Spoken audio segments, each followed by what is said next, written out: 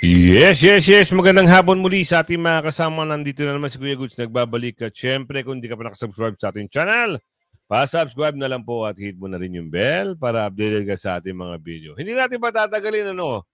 Oo. Itong ginagawa kong video na ito, talagang makikita nyo. Ngayong ginagawa kong, ano ba talagang ginagawa mo? Ngayon kasi papunta na ako dyan sa Gate 4 ng Aguinaldo. Oo, kasi talagang grabe na. Nakikita natin na talagang solido na ang ating kababayan. At ang naging problema, hati yung mga grupo. Kaya nga sabi ko nga sa inyo, titimbangin nyo kung saan grupo kayo mapapasama. Kasi may mga grupo sa Kamaynilaan na talagang mga gumawa ng mga hindi kagandahan. Oo, nagsunog sila, lumaban sila sa mga kapulisan. Oo, galit. Hindi may iwasan na magalit ang tao. Hindi may iwasan na ilabas ang galit. Oo, kaya sabi ko nga sa inyo, titimbangin nyo kung saan grupo kayo mapapasama. Oh, nakita ko, habang pinapanood ko, sabi ko, dito ako sa grupo na ito. Mamaya, kaso, siyempre, andyan na ating kababayan eh. So, siguro, kung mapapanood nyo ito, andyan na tayo.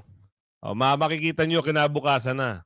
Pero hindi tayo magpapahuli. Nag-book agad tayo ng ticket. From Mars to Earth. Mabilis lang yan. Parang teleport lang yan. Pasok natin dito. Yung mga iba't ibang grupo ng mga nagpaprotesta. Ibang klase rin no? Dito sa nangyaring, alam nyo yung hindi magandang pangyayari. Alam nyo kung ano, yung sa Maynila. Dahil hindi kagandahan ang nangyari. Ano nga yung nangyari kung paulit-ulit ka? Ito ipapasok ko na. Para hindi lang isang lugar ang meron kayong update. Ito na. Pasok. Lord, meron uling nangyayaring mga kaguluhan at naririnig nyo sa background ko. Ay, naririnig namin, oo. Vicky, ito. Hindi ko lang maisabay yung video ko at nakikita namin yung video mo, Vicky. Pero, kumbaga, meron bang identifiers itong grupong sinasabi mo? They belong to what group? Wala kasing mga ano. Ito na yung sinasabi, na nagmaskara sila. Wala tayong magagawa diyan kasi yan ang gusto nila kasi yan nila mailalabas ang kanilang galit. So hindi naman natin sila kinakampihan. Pero wala talaga tayong magagawa. Galit ho ang taong bayan.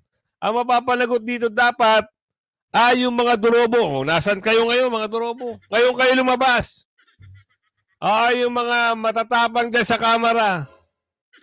Ngayon kayo lumabas. Baka makita nyo, hinahanap nyo dito sa mga taong ito. Diba? Ang hirap. Kasi, nagtatago na kayo ngayon. Nakita nyo ang bagsik ng mga Pilipino. Ang bagsik ng taong bayan, hindi nyo kakayanin ngayon. Mayor Benjamin Magalong dumalo sa dinaras na protesta sa EDSA. Pero bago ko muna ito talagang kakaiba to eh. Meron ng pagsiklab, meron ng may itim na usok. Actually, yung mga kilos at galaw na to, bawal to sa community ni YouTube. Yung policy. Hindi maganda ipakita yan. Pero wala tayong magagawa. Kaya, hinihinay-hinay natin para makita nyo. Dinadaan na lang natin sa pagbabalita. Hindi ko na ito nire-reaksyonan kasi galit talaga ang taong bayan dito. Yung mga kababayan nating OFW, alam ko naman nakatuto kayo sa live. Ngayon, tatapusin ko lang yung video na ito. Siguro, in advance ko na kasi ang pagka-upload para ando na ako mamaya-maya. So, kung mapapanood nyo ito ngayon, kahapon, halimbawa, napanood nyo ngayon, kahapon nangyari yan. Ganun lang, simplehan lang natin, ito pa, pasok na. Gusto nyo ba makita yung, yung kilos protesta na ito? Advance ko para Oo, hindi tayo maligaw. O, ayan ho nangyari. Ongoing yung pagbabato nila tulad nga po na nabanggit niya. Di ba? Ang hirap. Dahil ang mga kapulisan, hindi yung kaaway yan. Hindi kalaban yan. Totoo! Biktima rin sila. Biktima rin tayo lahat. Tayong lahat na Pilipino ay biktima ng mga dorobo. Maling pamamalakad. Mayaman sana ang bansang Pilipinas, kaya natin makipagsabayan sa abroad, sa mga gandang bansa kung walang dorobo. Di ba? Kung tuloy-tuloy lang sana at walang dorobo, baka yung Korea, Singapore, Hong Kong, mas maganda pa tayo kasi mayaman ang bansang Pilipinas, lalo na sa mga minerals. Sorry sa mga naapektuhan, pero ganun talaga. Ngayon, nagpapahiwatig lang ito na ikaw na mumuno, may sinisigaw patungkol sa'yo, huwag mo nang palalain, no? Kung kaya mo na mo magbitaw, magbitaw ka na. Oo, kung kaya mo na parang ibigay na mo na lang yung 3 taong mong termino, natitirang termino, ibigay mo na. Bakit? Kita nyo naman. Kawawa naman ang masasaktan dito. Jose Castro, ang mga mukha nito, mga release nito supposedly ay mga nakatakip. Yun ang sinasabi. Na napakahirap pag may nagtakip ang mukha. Alam niyo na mangyayari pag nagtakip ang mukha eh. Dito tayo kay Mayor Magalong. Nagsalita siya sa EDSA Shrine. Sa ibang grupo naman siya napasama. Di ba? Sabi ko nga sa inyo titimbangin niyo kung saan grupo kayo pupunta. At mamaya meron din sa Liwasang Bonifacio. Meron naman ng gugulo doon. Di ba? Kasi merong mga taga-mountain na bumaba at nagsisigaw, meron namang samahan ng mga makapula, alam mo yung makadilaw, alam mo yung samahan ng mga nanggugulo? Meron. Yung kulay green, mapayapa, maayos. Kaya doon tayo mamaya.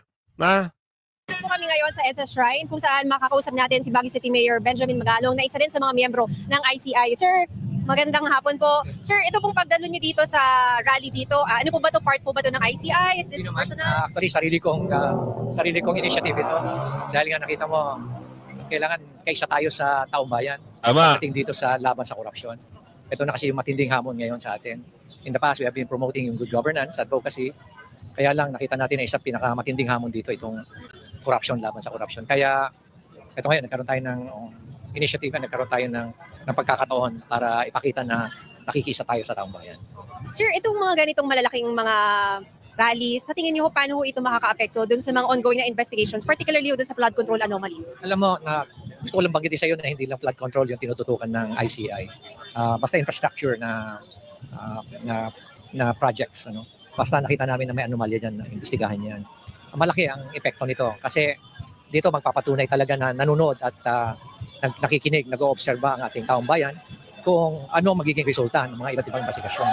Kaya napakalaking hamon din sa amin, especially sa ICI, na talagang magpakita ng resulta. Hindi kami kailangan matulog dito. Kumbaga, we have to hit the ground running and continue to hit the ground running. Yun ang pressure sa amin. Napakataas yung expectation, napakataas yung pressure. Kaya kailangan mag-deliver kami ng resulta rito.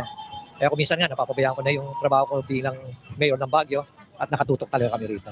Sir, sa mga susunod na araw, sino-sino pa yung inaasahan na ipapatawag ng ICI? Meron ba tayong listahan? Marami. Nakalinya na, nakapila na yung mga ipapatawag. So bahala na siguro yung ICI na mag-announce doon. Ang importante rito is tuloy-tuloy yung aming pagsisiyasat. At kailangan kasi, unang-una, kailangan magkaroon talaga ng may mananagot dapat. At yung mananagot, kailangan makulong. Tama. Naalala ko nga yung sinabi ng isang kaibigan natin sa religious sector na magnanakaw na, may kademonyohan pa. Kaya kailangan kami talagang pakita namin yung aming determinasyon. Kita nyo, bakit dito sa grupo na ito, sa People Power Monument, at dito sa EDSA Shrine, bakit tahimik? Bakit doon sa Maynila, katakot-takot na kung ano-ano yung mga pinagagawa ng mga... Iba kasi ang mga grupo noon. Sila yung mga grupo pero yung nasa Liwasang Bonifacio, good job din yun Hindi ho nang gugulo yun. Oh, di ba? Gusto nyo ba makakita ng lechong buhaya? Lechong buhaya? Gusto nyo? Sa Davao, naghanda ng lechong buhaya. Tama ba? Lechong buhaya ang hinanda sa protesta. Hindi ka pa matakot dito, Bualulong at saka Bonget. Dahil dito, ang sabi dito, mga nakamaska, lulusubin ang Malacan. Naku, grabe ha. Ibang klaseng balita to. Ibang klase. Talagang ready na. Ready na ang tao rito. Kahabaan ng rekto, tumbok ang Menjola, dumagsa ang napakaraming tao. Ano meron dyan, Kuya Goods? Ito. Ang dami nila. At doon, nakabuntot na yung iba. May nauna lang dito ngayon, mga kababayan. Basa.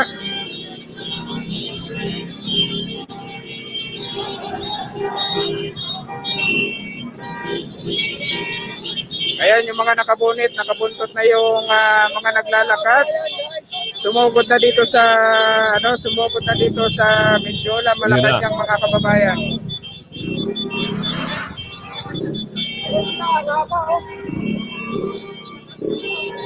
Nasabay mo yun na na.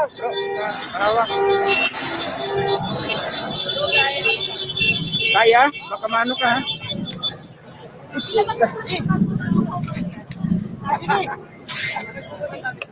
Thank you. Thank you. Ayan ang mga kababayan, sumugod na.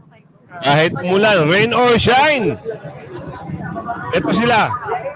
Ayan. So ito ngayon ang sitwasyon ngayon dito sa Menjola. May mga nauna lang at marami pang nakabuntot na mga kasamahan po nila ng mga riders. Ayan. So ito po ang mga nakabunit, na mga nakamaskara ang sumugod ngayon dito sa Menjola, mga kababayan. Ayan na. Nagsimula na. Ena!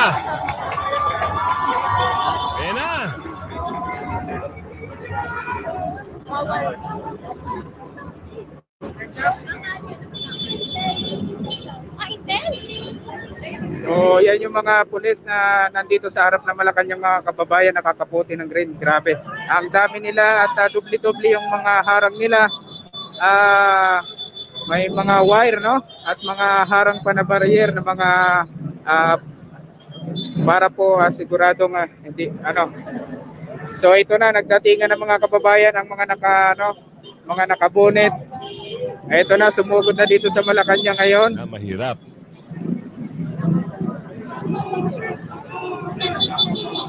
Kulang ang mga kapulisan dyan kung sakali na pipasukin ang loob. Kulang. Kadami ng tao. Yan ang sinasabi kasi. Nakinig ka kasi sa pinsan mo eh. Bonget. Oo, nakinig ka kasi sa pinsan mo. Hindi maganda. Ngayon, huli na ang lahat. Naku po, Diyos mio, Marimar.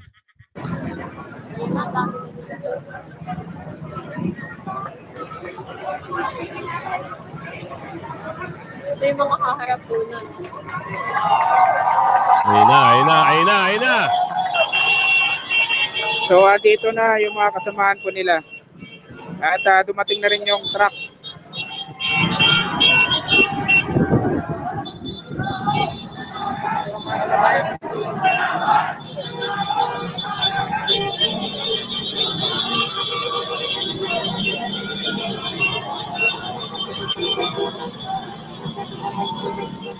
Ayan na, sinugod na ang Malacanang. Ito na, sinugod na mga kababayan. Ayan. Ang dami. Ayan na, sa harap ng Malacanang, mga kababayan, sinugod na.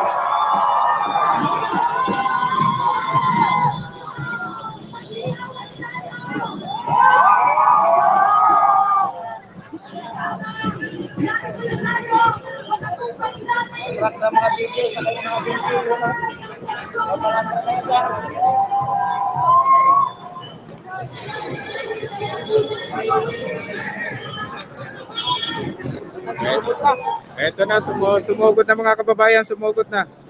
Ito na. Sa harap na ho. Share nyo po, live po natin para alam po ng mga kababayan natin ang kaganapan ngayon dito sa Malacanang. Ito, magkakaroon lang to ng mga programa. Oo, hindi natin alam kung talagang papasok sila rito. Kaya nga sabi ko sa inyo, nood, antabay lang kayo kung ano yung mga mangyayari. O dahil ako mamaya, pagdating ko roon, titignan ko kung ano mangyayari. O, isi-share ko rin sa inyo. Mahirap, di ba? Mahirap, pero andyan na yan eh. Kung inayos lang sana ng mga nakaupo, at tama sana ang mga pinaggagawa. Ngayon, may matatakot na mangurakot dito. Bakit? Kita nyo naman sa dagsa ng tao. EDSA Shrine, EDSA Monument, Maynila, Liwasang Bonifacio, Mendiola, sa Davao, meron din sa Davao. Hindi nawawala, napakadami, masti sa Marawi. Ang dami, maraming coverage ngayon. Kaya nga lang, hindi natin matutukan lahat. Kaya binibigay ko sa inyo yung mga slide para malaman nyo kung hindi lang sa Maynila nagaganap yan. Sa Davao, Lechong Buaya ang inanda.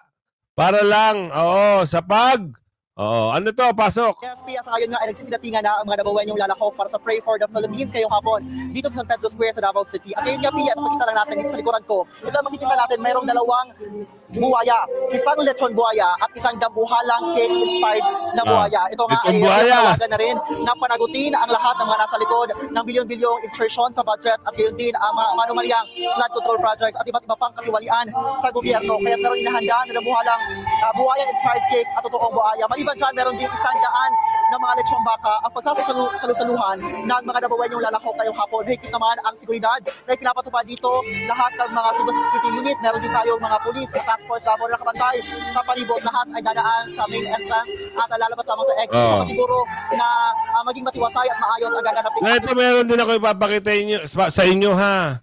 Nagkaroon naman ng hindi pagkakaunawaan mga realista sa Liwasang Bonifacio. Inaway ang isang madre matapos purihin ang administrasyon. Naku po. Bakit naman kasi? Kasi ang panawagan niyan, sister, mother. Ang panawagan niyan kasi, mag-isip-isip naman kayo. Kaya nga sabi ko nga sa inyo, kung saan kayo naaayong grupo. Kasi, kung pupunta kayo sa grupo ng mga Maka Marcos, kung pupunta kayo sa grupo ng Maka Duterte, titimbangin nyo kung ano yung mga napupuntahan yung grupo. Kaya ngayon na, muntik ka na, mother, sister. Di ba? Ano naman balita ito? Trending ka tuloy, sister naman eh. Punta ka na lang doon sa mga, grupo kung saan ka nabibilang. Kasi pagkakamalang ka dyan, tapos magsasalita ka pa. Mali pala yung napuntahan mo. Ano nangyari niyan? Sige, pasok.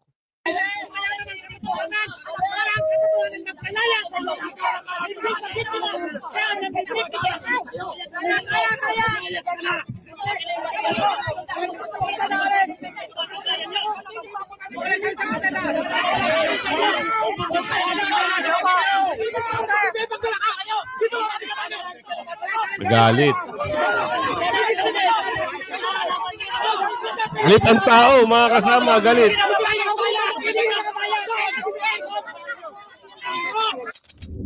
Galit ang tao kaya, di ba? Hindi ako nagkulang sa paalala. Pumunta kayo sa grupo kung saan kayo nararapat. Kasi pumunta kayo sa hindi nyo. Ano nangyari? Di kayo ngayon na pinag-initan. Kahit sabihin mo makapula, makagreen, makadilaw. Iba't iba ang mga nasa utak niyan. Di ba? Tayong mga Maka-Duterte, iba din ang nasa isip natin. Gusto natin mapanagot yung mga kurakot, yung mga durubo, yung mga magdanakaw. Gusto natin bumaba na sa pwesto si Bungit. Totoo naman. Kaso nga lang, pag narinig ka doon sa maling grupo mo napuntahan, ay may paglalagyan ka sa dami nila. Alam nyo na. Alam nyo na kung saan kayo nararapat na grupo. Ilang araw ko na sinasabi yan. Timbangin nyo kung saan grupo kayo.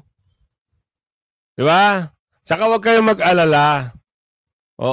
Dahil hindi nyo kalaban ang mga kapulisan. Kung nasa tama yung protesta nyo, hindi nyo kalaban ang mga kapulisan. Dahil sila ay biktima lang din ng mga kurakot. Katunayan yan, meron ako napanood. Kakampi tayo ng Philippine Air Force. Taong bayan ang kakampi ng Philippine Air Force. Totoo yan. Paano mo nalaman, Kuya Goods? Eto, baka mamaya magulat kayo. Eto, mag-i-speech si Sir. Totoo yan. Kakampi nyo ang mga Philippine Air Force. Pasok natin to. To all our airmen, airwomen, and civilian human resource. Magandang araw sa inyong lahat. In these times when our country faces uncertainties and immensely challenged to value public trust, we must return to the essence of public service and the solemn duties we have sworn to uphold. Para sa hukbong himpapawid ng Pilipinas, ang katapatan ay para sa saligang batas, sa sambayan ng Pilipino, at sa Republika na ating sinumpaang ipagtanggol. This is the foundation of our service, the anchor of our discipline, and the assurance that the armed forces of the Philippines will remain professional, principled, and non-partisan. Guided by these principles, your Philippine Air Force continues to strengthen our territorial defense posture by building a force that is agile and responsive across the spectrum of security challenges. Over the past quarter, we refined our command and control systems, worked toward an effective battle management system, advanced extensive organizational restructuring, elevated international defense engagements through sustained dialogue with partners and allies, and gave substance to these ties through bilateral and multilateral activities that underscored our shared commitment to regional security and stability. The most notable of which are the exercise Cop Thunder, Amphibious and Land Operations or ALON, Maritime Cooperative Activities or the MCA, and we participated in the Mutual Defense Board Security Engagement Board in Hawaii. At the same time, our Air Force captured the golden hour in humanitarian assistance and disaster relief operations. We effectively supported focused military operations through our battlefield air interdiction operations. We oversee the requirements of our forward operating bases and continue to address moral and welfare concerns. We have reinforced our role in the peace process and the democratic journey of the Bangsamoro Autonomous Region in Muslim Mindanao, as we reaffirm our responsibility in securing the first ever Bangsamoro elections. Hence, we are meticulously working toward higher operational readiness of our aircraft and facilities. These efforts reflect an institution aligned with the demands of a changing environment while never losing sight of the broader goal of ensuring the security of our nation is both strong at its core and steady in every region it touches. Ultimately, it is the character of our airmen and our airwomen that gives strength to this mission. I then call on the whole Philippine Air Force to remain vigilant in duty and faithful to our oath. The challenges we face demand not only strength of arms, but strength of character. Live through discipline, integrity, and loyalty to our nation. This explains why your Philippine Air Force leadership advocates for a focused Philippine Air Force. Your Philippine Air Force continues to truly demonstrate that we are a mission-oriented, capability-driven, and values-based organization. Sa sambayanang Pilipino, makatitiyak kayo na ang inyong hukbong himpapawid ay kasama ninyo, tapat sa saligang batas at matatag sa tungkulin. Narinig nyo. Makaasa kayo sa sambayanang Pilipino. Ang hukbong himpapawid ay nasa inyo. Diba?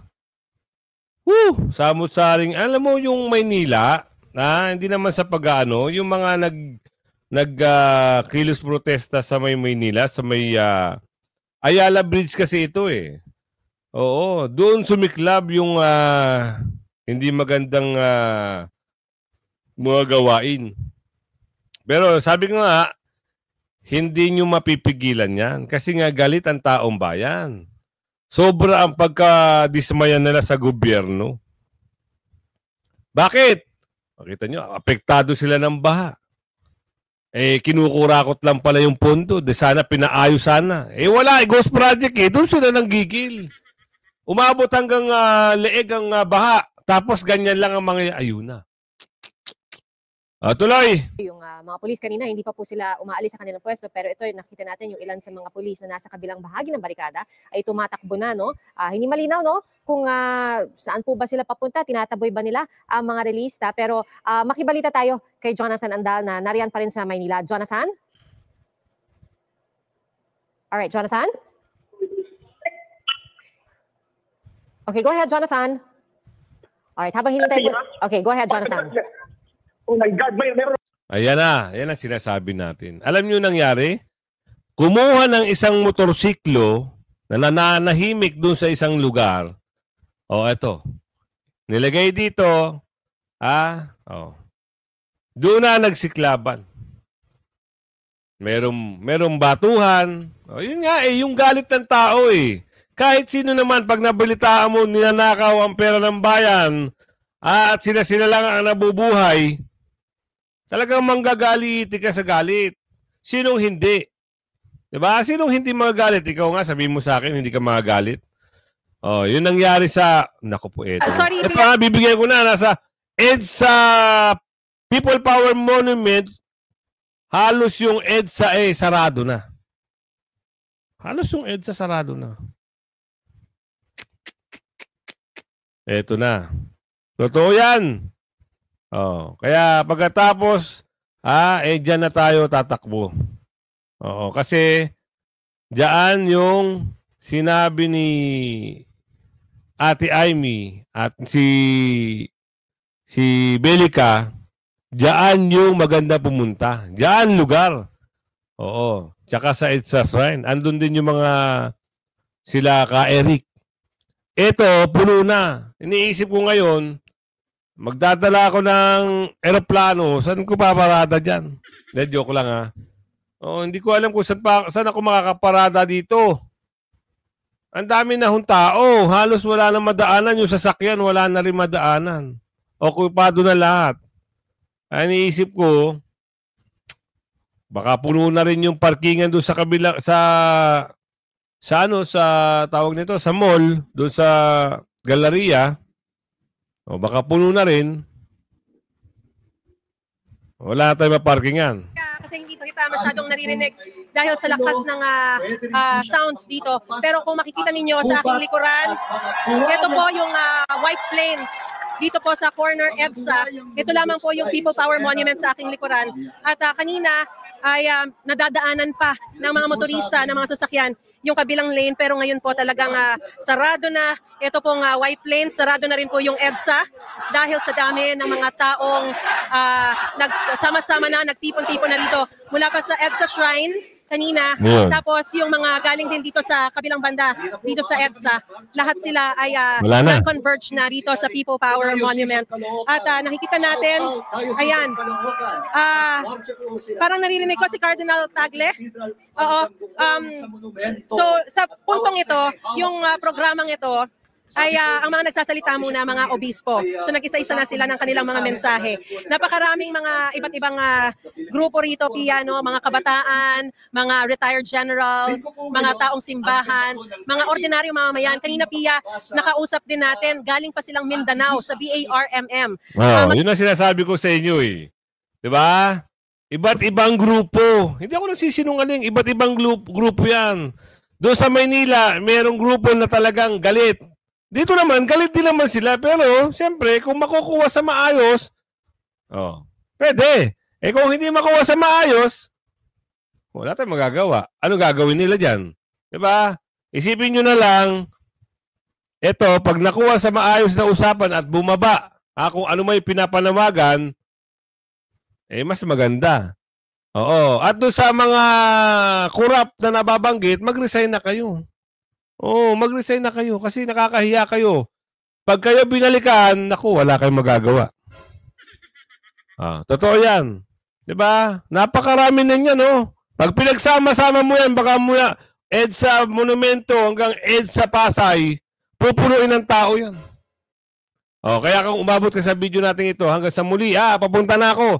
Diyan sa People Power Monument, kita-kita tayo. Hindi na pala tayo magkikita kasi ano pala to? Oo, tapos na pala. Hanggang sa muli, bye-bye, like and share.